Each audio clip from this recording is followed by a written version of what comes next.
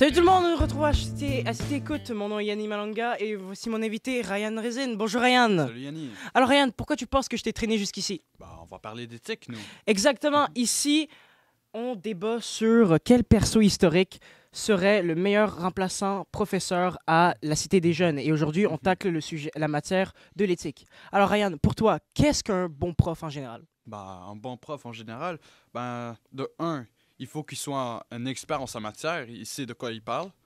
De deux, c'est quelqu'un qui est objectif. Il est pas subjectif, il va pas te donner ses opinions. C'est quelqu'un il sait distinguer l'objectivité et la subjectivité. De trois, c'est quelqu'un, c'est un prof d'éthique, alors il doit agir éthiquement. D'accord. Puis aussi, il faut aussi que c'est quelqu'un qui est captivant. C'est quelqu'un d'intéressant. C'est quelqu'un qui a de la passion dans cette matière et qui veut l'apprendre à ses élèves. Tu sais, genre captivant. Je vois. Alors, de tous ces critères, Ryan, qui penses-tu serait un bon prof d'éthique? Pour juste commencer, je pense Justin Trudeau. Ouais, non, je pense pas. Non. L'éthique, c'est pas dans son domaine. Je pense Ok. plus l'art dramatique. Pourquoi pas Bouddha, alors? Bouddha. Ouais. T'es sérieux? Ouais. Mais tu veux passer 1h15 à juste méditer ou juste comme ça? Bon, ok, pas très captivant, mais qu'est-ce que t'as, toi, en retour? Oh oui, Rudyard Kipling, lui, il a triomphé une période très difficile pour lui, ça va être le meilleur prof d'éthique au monde. Ouais, attends. C'est pas le gars qui avait rédigé le fardeau de l'homme blanc? Oh oui, ouais, il a écrit ça. Ouais, alors, pourquoi pas Dieu, alors? Dieu? Ouais, le Dieu des chrétiens. Mais non, il est trop occupé à faire ses affaires, lui. Tu veux qu'il descende du ciel, qu'il va dans cette école-là, puis il enseigne à nos élèves? Exactement. Ça va pas marcher. Bon, Non. ok, alors, pourquoi pas, on fait une petite baisse et on y va avec Jésus. Jésus? Non, pour de vrai, Platon, il est mieux. Ah, mais de quoi tu me parles, Platon? Écoute. Platon, il est mieux. Ok, laisse-moi te dire. Déjà, Jésus, il a été envoyé sur terre pour nous apprendre comment vivre. Et il enseignait à ceux qui le suivaient les deux principes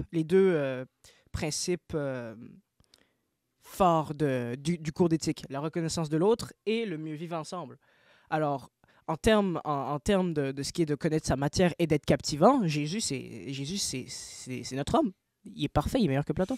Il y a un hic, ok, avec Jésus. C'est quoi? C'est que, c'est pas trop, c'est pas objectif, c'est subjectif. Pourquoi? C'est Jésus, tu sais, il y a des polythéistes dans cette école, hein. Et si Jésus vient, ça va contredire leurs idées et ça va juste, là, il y aura comme un air de subjectivité dans la classe, ça va pas marcher. Mais Platon, lui, ok, lui, il serait plus mieux que Jésus parce que lui, c'est un expert dans son domaine. Il a été enseigné c'est un maître des lettres, c'est un maître du dialogue. Mhm. Tu sais, on voit le dialogue en classe, hein? Yep. Tu sais, le dialogue, ils ont travaillé au dialogue et tout ça. Et ça va faire un prof parfait. Je comprends ce que tu dis, Ryan, mais ouais, le seul problème, c'est que la vie de Platon, on la connaît pas vraiment. Genre, le gars, il vivait en 428 avant Jésus-Christ et la société, dans ce temps-là, est différente que la société d'aujourd'hui. Genre, Jésus, il est bien plus proche de nous que Platon l'est. Vu que déjà de son temps à lui, Jésus était beaucoup plus avant-gardiste. Il était très avancé pour son temps. Et Platon, il aurait du mal à s'associer aux problèmes et aux problèmes sociaux modernes et la société d'aujourd'hui, quoi. Ouais, mais juste regarde ça, ok? Qu'est-ce qu'on voit en éthique? Devine. Bon, qu'est-ce qu'on voit en éthique? On Quelque voit chose qui commence par C. l'allégorie de la caverne, Ouais, et c'est qui l'a écrit? Platon. Et tu vois. Ouais, bon. Alors, on voit des choses que Platon a écrit en classe. C'est sans doute, c'est un bon prof pour éthique. C'est un meilleur prof pour éthique. Donc, tu es en train de me dire qu'il aurait moins de Oui, mal à... ce serait plus captivant. Et en plus de ça, imagine-toi une classe dans une caverne. Imagine-toi, ce serait une classe remplie de captivité. Wow, écoute, ouais, captivant et captivité, c'est pas la même chose, là. Faut pas tenir les élèves prisonniers non plus. c'est captivant tout de même. Ouais, bon, mais je comprends ce que tu dis, hein. Pourquoi pas, se dire, de se mettre d'accord sur le fait d'être en désaccord et de dire que Jésus, Platon, les deux se valent. Et honnêtement, si les deux venaient à se mettre ensemble et à enseigner une classe d'éthique à une bande d'élèves avec leurs deux qualités, ils seraient un duo d'enfer.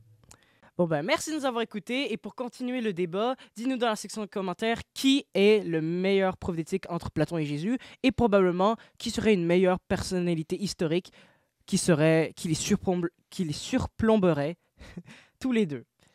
Et aussi, n'oubliez pas de vous abonner et aimer. C'est gratuit et ça fait plaisir. Et ça nous donne la volonté de continuer à faire ce genre de choses. Ouais. Allez, au revoir! Au revoir.